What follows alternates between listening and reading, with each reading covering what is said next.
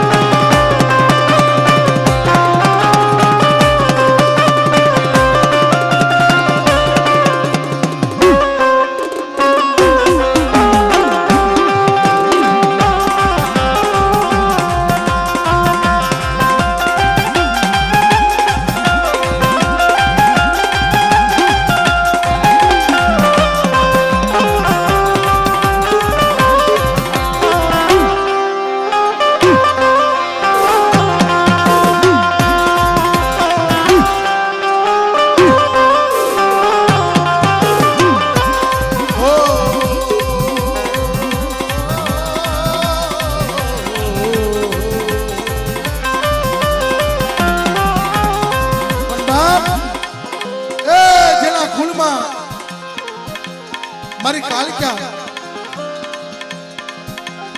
આય મારી ધોળાની કાલક્યા. પણ બેટા તું દુખ્યો છો,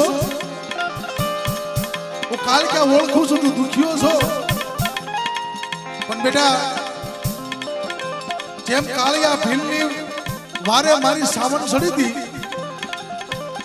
પણ બેટા જો તારી વારે હું એકથી ધોળાની કાલક્યા નો સડું તો મને અમરેલીની જગતમાં મને ધોળાની કાલક્યાને મને ખોટું પડી જાય બાપ, પડી જાય બાપ.